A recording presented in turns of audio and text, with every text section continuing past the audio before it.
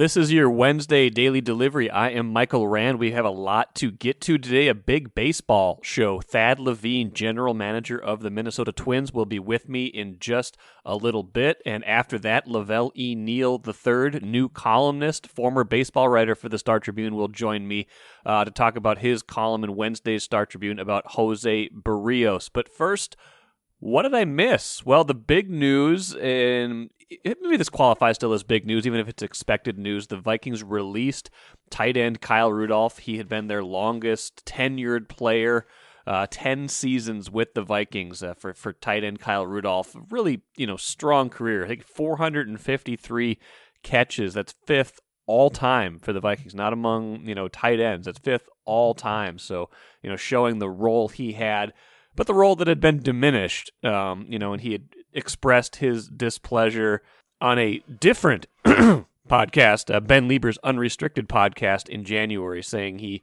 didn't want to take a pay cut, didn't understand, why his role had been diminished necessarily from, being a primary pass catcher for a lot of years to more of a blocking tight end. So, in all of this, the thing that I don't quite get to is why didn't he get used more in a pass catching role? I think his skill base had diminished a little bit. He wasn't, quite the same tight end he was when he came into the league, but still a valuable red zone target. Seemed like he and Kirk Cousins were going to be a natural fit when Kirk Cousins arrived in 2018. Instead, Rudolph's catches went down each year with Cousins. 64 catches his first year with Cousins as QB in 2018, 39 in 2019, and then just 28 last season. So, you can see the role diminishing, Irv Smith's prominence coming into play, but still a guy who could catch you a nice touchdown in the red zone and maybe wasn't used to his fullest capabilities. And let's see how much he has left in the tank for the rest of his career. I'm Nyla Jean Myers, Senior Assistant Sports Editor at the Star Tribune. Thank you for listening to Strip Sports Daily Delivery. This work is made possible by our Star Tribune subscribers. For unlimited access to the articles mentioned in this podcast and our coverage of Minnesota sports from pros to preps, go to startribune.com/subscribe. Happy to be joined today by Thad Levine, general manager of the Twins. He is down in Florida. I am not. Some jealousy kicking in right off the bat. But Thad, thanks for joining me today. You're getting top billing on the podcast today. I just want you to know that you're getting top billing, so you should know. I am truly honored and happy to join you guys. a true honor. Let's start.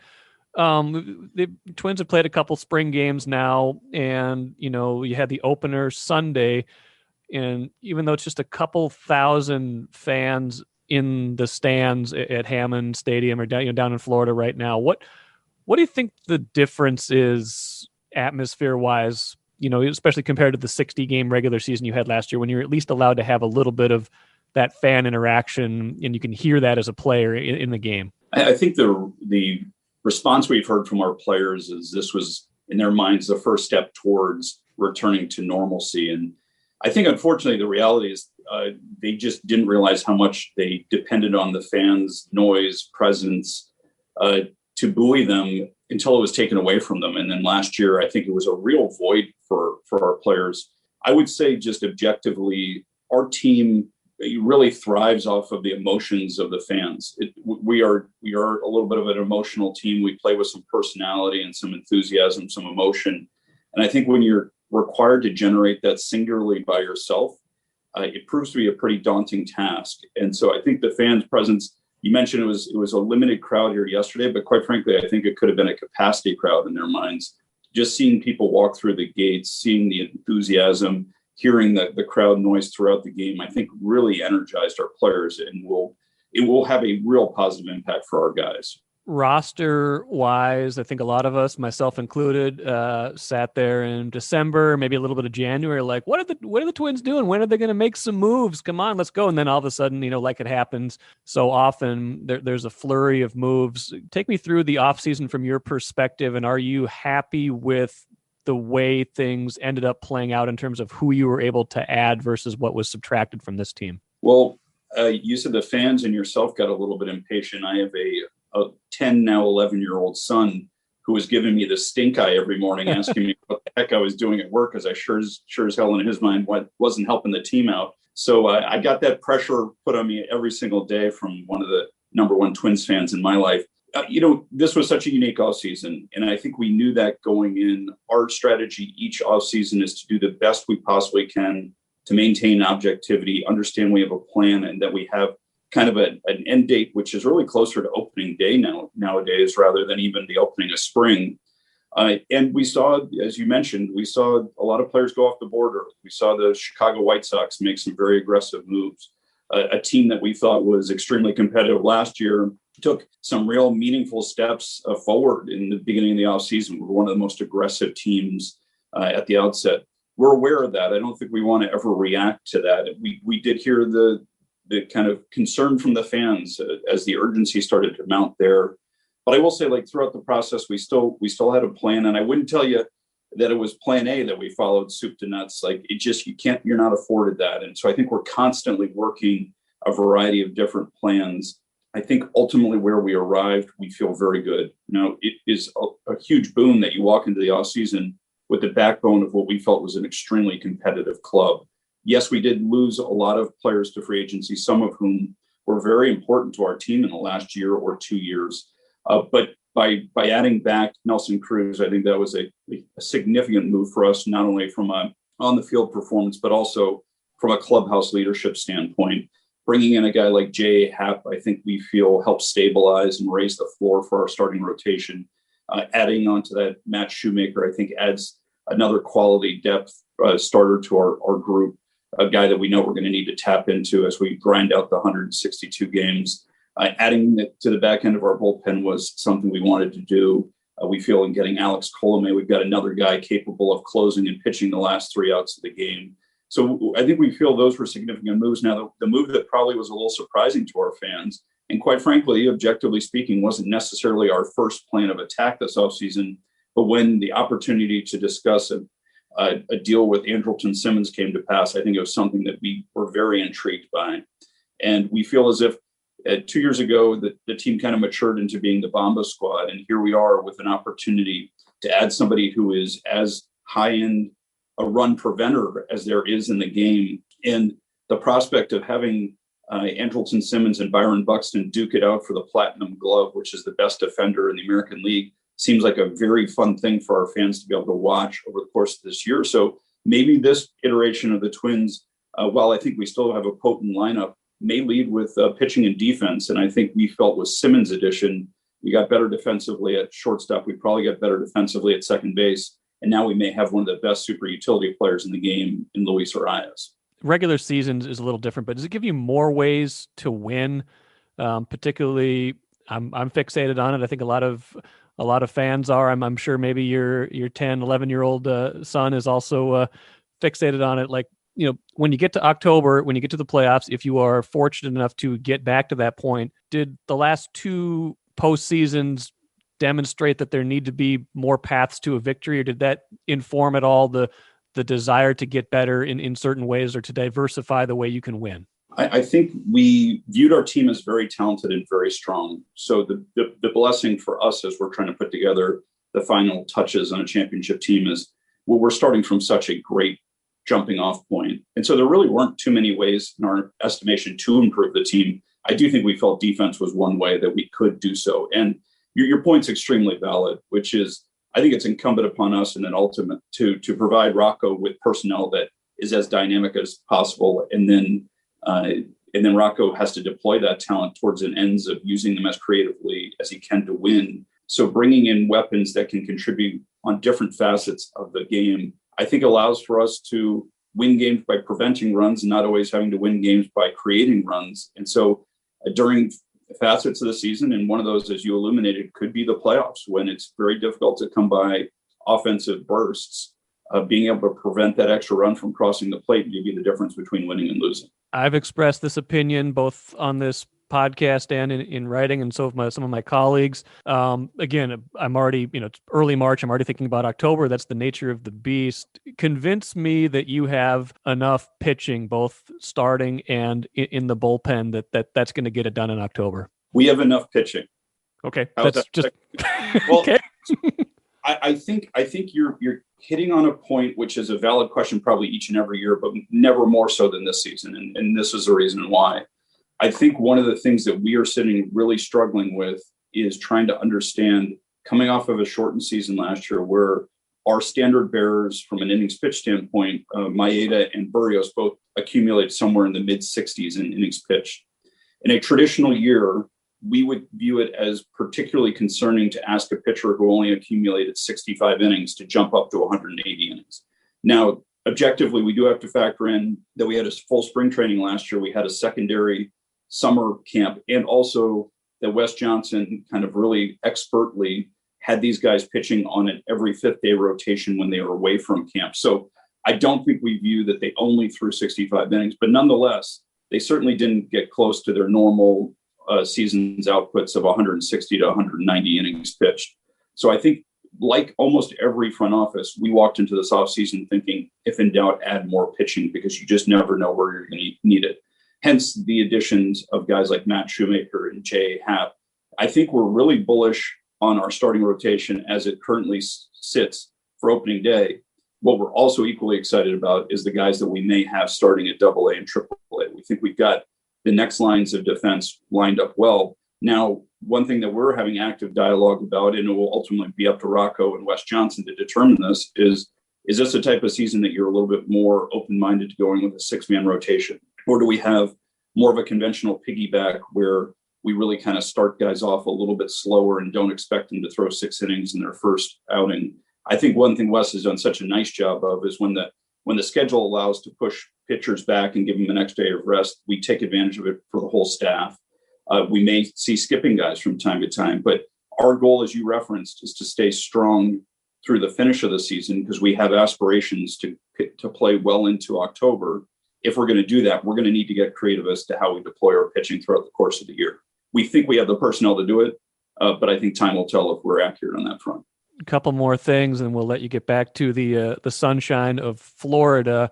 It doesn't feel like when you have a roster like you have that's been successful, it doesn't feel like there's a ton of spring training battles that are going to play out. But are there particular players that you're interested in getting a closer look at, or that maybe are off the radar a little bit at this point from the casual fan? Well, I think you've got a grouping of our young prospects, most of whom are like getting close to being household names for our more ardent fans, who are now in their second and in some cases third spring training. So it's no longer just, it's great to see Trevor Larnach here. Maybe he could do something. I think he feels like he belongs. And so I'm really interested to see that stable of prospects perform in games and see how they compete. It's not just they're on the outside looking in and they're 2-3 years away and whatever they do is great. And we're going to try to get them 10 plate appearances and get them out of camp. These guys are really trying to establish themselves, as much as we just talked about the next line of defense pitching wise. These guys are trying to establish how far up the pecking order they are as the next line of defense from a position player standpoint. So that group particularly intrigues me. I think what you said at the outset is dead on. Sometimes you look at it and we've got 74 players in camp. We'll have 75 when Simmons arrives. And people think, wow, you got to cut from 75 down to 26 in practice. We really don't have that many spots that are genuinely up for grabs. Those that are very intriguing. I think we have a decision to make. Are we going to start the year, 26 players, or are we going to start with 14 pitchers or 13 pitchers? And I think that goes back to the previous question you asked is, do we go to the extent to protect our pitching, to add the extra body at the beginning of the year and allow the pitchers to stabilize on a more fluid basis rather than being thrust into action? But if we are going to go to 14 pitchers, there are a lot of guys who will be in consideration for those last couple spots.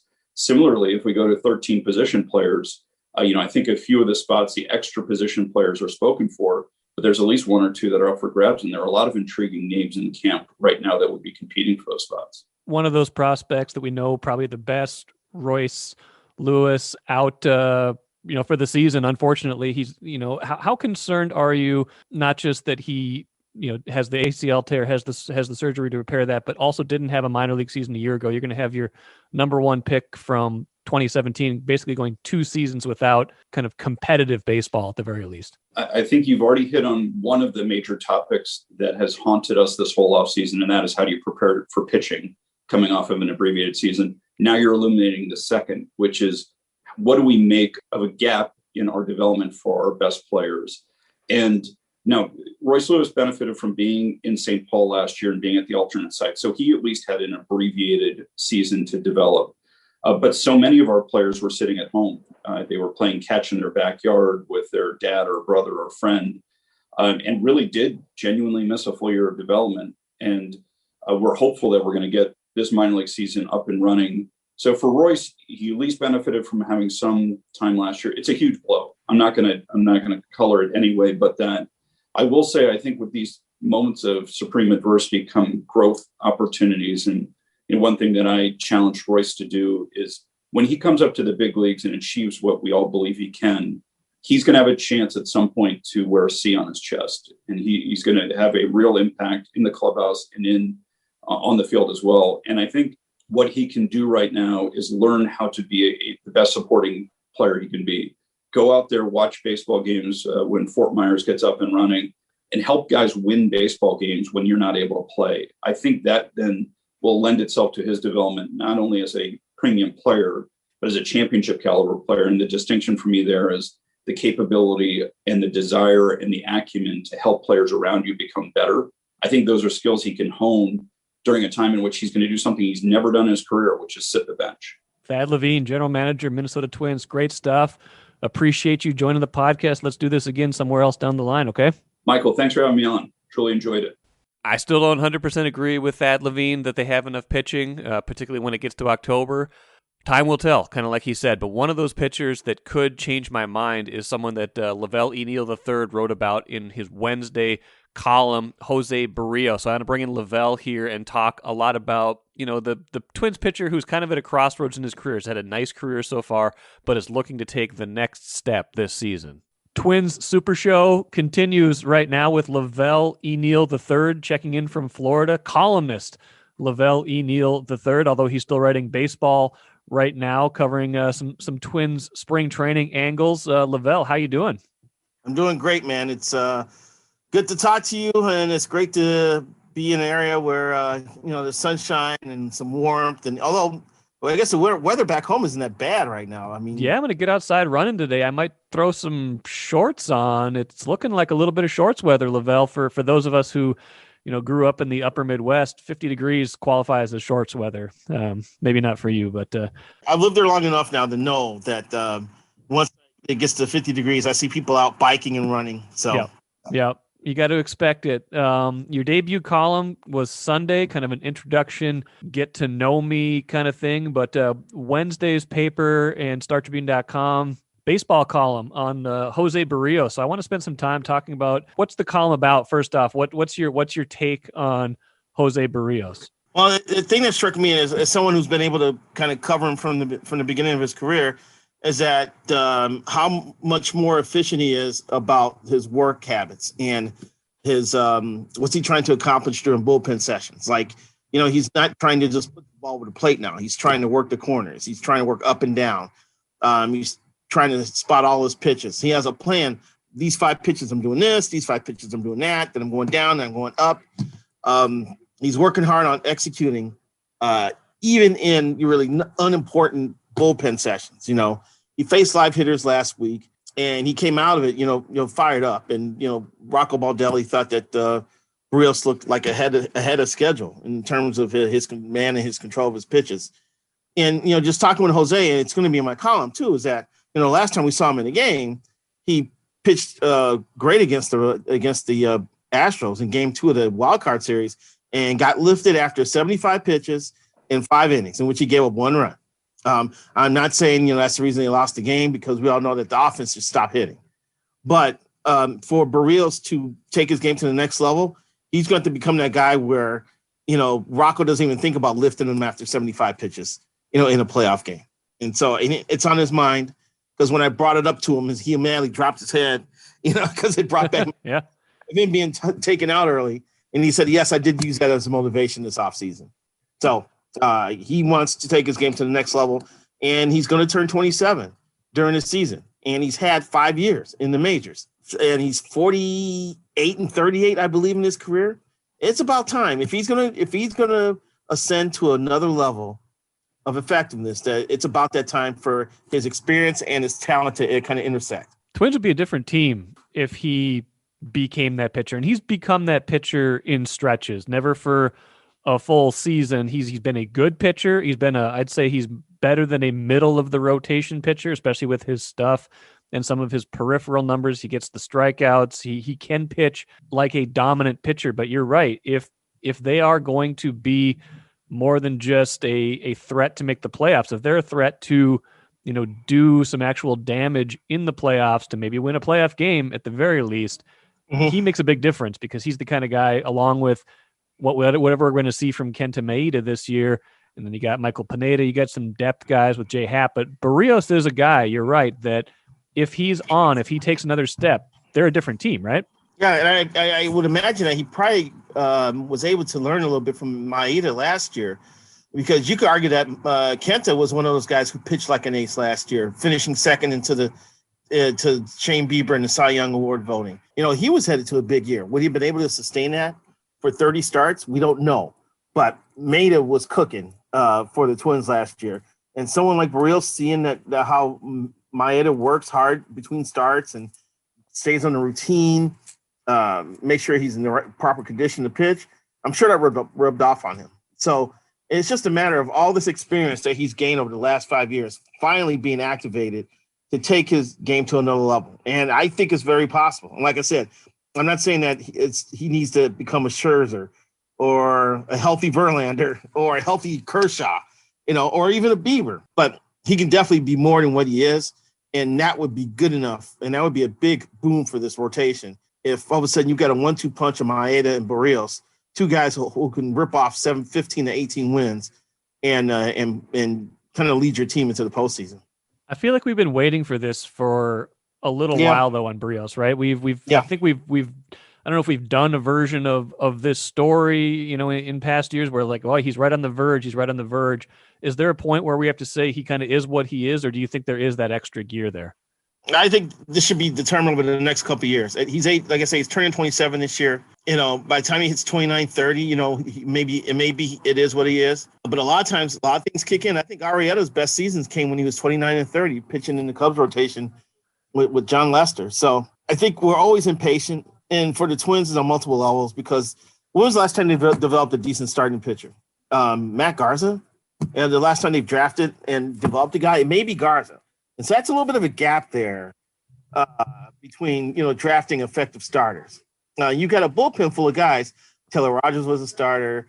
Duffy was a starter before Trevor May signed with the Mets. He was a starter when he came with the Phillies. But a lot of guys who are relievers with the Twins now used to be starters, and they couldn't pack it as starters.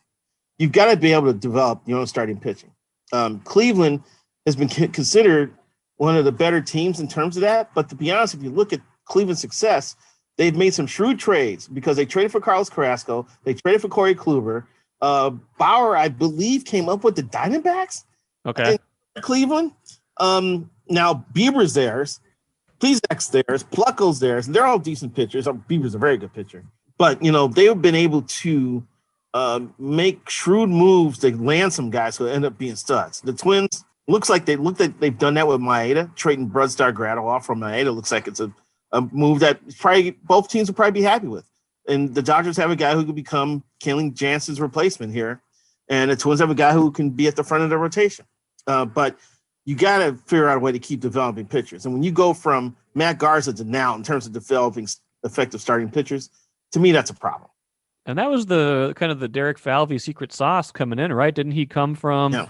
Wasn't that a thing that he was credited with when he came from Cleveland? Was part of the development process there? Another thing with Berrios that's interesting is he hasn't signed a long-term contract, right? And he is a free agent, I think, after 2022. So this is a little bit of a make or break year in terms of his long-term future, isn't it? I mean, when you don't have that extension yet, or you're thinking what does that hold? I think that maybe the Twins want to see something this year as both sides probably think about how that long-term future plays out.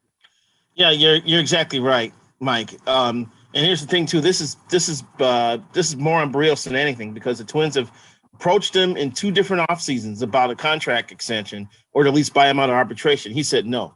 He was willing to bet on himself and say that I'm going to pitch well, and then I'm going to make them come to me. And it hasn't happened. He hasn't had that lights out year. He's had good years, but he hasn't had that lights out year. But long term, the Twins also have to realize that we got to keep a starting pitcher. We can't just letting this guy walk, because, to be honest with you, if he's a free agent after 2022, then you should be thinking about trading him in 2021. And this happens to be 2021. Exactly. So if they're out of it at midseason, are they going to entertain offers? Are they going to really think about this? I would argue no, just because of the lack of – there's not a deep list of starting pitching prospects in our organization. You've got Jordan Balazovic and you got Yohan Duran, both of whom could maybe debut this year, but they're going to take their lumps like Berrios did for a couple years before you can get something out of them. And then you got like the Blaine Enlows and the Bailey Obers of the world. And those are probably by far their top 4 starting pitching prospects. I'm missing one. Matt Cantanero, the other kid that throws 98. So they got some guys who look like they can be guys, but you never know. And there's a gap right now. And I will give Falvey's secret sauce nearly a blue ribbon, because whatever they did to Maeda got Maeda to take his game to the next level. Michael Pineda, when he's not, being suspended by the league for blowing the PED test, has been largely effective. And other pitchers who aren't here anymore. Yeah, Jake Odorizzi is one name. Lance Lynn, Anibal Sanchez also spent time here. And whatever the Twins told them to do to change their pitching, they started applying it where they went elsewhere, and they've become successful. So there is something here that's working with Falvey and Wes Johnson. They have ways to make pitchers better. And you hope that really kicks in for Berrios this year. I had Thad Levine on earlier in this podcast. He made it sound like they're excited about those guys you mentioned, the Duran, the Jordan Balazovic, and that they could be contributors this year. Do you agree with that assessment, or do you think those guys are still going to be a year off? They're going to have to be contributors this year. I think the Twins needed 11 starting pitchers last year to get through a 60-game season. And in most cases, teams need 10 starters just because of either a guy pitching himself out of the rotation or being injured. I saw Balazovic thrown in the bullpen before last year's spring training started, and I could see good movement on his fastball, which means it had a lot of movement. And I watched Duran throw an inning during the summer training camp when things started to ramp back up. And that pitch that they call a splinker, he throws a split-fingered sinker. He got some weird looks from hitters because they had not seen movement on the pitch like that at a plus 90 movement ever. So the guys have talent, but can they command the zone and can they pitch? They're still trying to figure out if they can pitch, or they're just throwing the ball to the plate hoping that the hitter doesn't square it up. Last thing for you, any early impressions of being down in Florida? They've played a couple times. You got to see a little bit of live action. Anything standing out to you so far? I'm working on a project with Buxton. And I had an introductory interview with him. And is that project wrapping him in bubble wrap and keeping him healthy? No, that's my project. If it had my way, with just a rubber suit. Him and Donaldson, by the way. Yes, he has gained about 21 pounds of muscle during the off season, and it shows. And he's claiming that the ball is jumping off his bat better than it was a year ago. That could be exciting, but the Buxton factor here is that he doesn't draw a lot of walks and he strikes out a lot. So if he's going to be that swing and miss, sail or fail guy, at the plate, it could be good or bad for the Twins. He still thinks he's going to steal 30 bases in the season. I think he's going to hit 30 homers in the season first. And if he stays healthy, I think this could be the year. But that jumped out at me. Arias is in midseason form at the plate. He's already tracking pitches like he did last year and shaking his head when they're out of the strike zone. Joe, that was neat to see.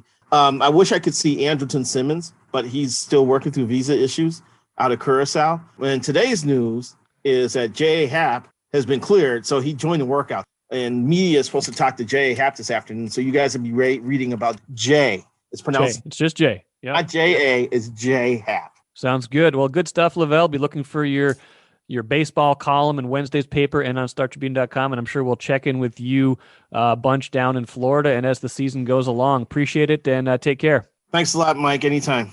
Let's end with the cooler. One thing that Thad Levine said that kind of caught my ear was that we were hoping to get the minor league season going, and that didn't strike me quite at the time, but then news comes out that Major League Baseball is pushing back the start of the AAA season by at least a month, lining that up probably more with the start of the other minor league seasons in early May. And once you start to delay once, delaying again becomes a lot easier. So let's see if those seasons really start on time, and if these prospects who missed, 2020 ostensibly, except for some of them who got to, play that short simulated season or whatever it was, for AAA, as the Twins were able to do in St. Paul.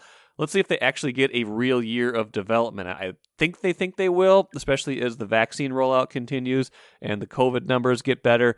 But, another strange year for prospects and another year where their development could be called into question. That'll do it for today. Good show coming up on Thursday. We've got Andrew Kramer, covers the Vikings for the Star Tribune. I'm sure we'll talk some Kyle Rudolph. I'm sure we'll talk about Rick Spielman's Wednesday comments. And I'm sure we'll talk about his upcoming story on Clint Kubiak. Friday, I am expected to be joined by Har Mar Superstar. Yes, the legend, the man himself, Sean Tillman, will join the show to talk about new music and his love of halftime performances. So you won't want to miss that. Listen the rest of the week, download and subscribe, and we will catch you again on the Thursday Daily Delivery.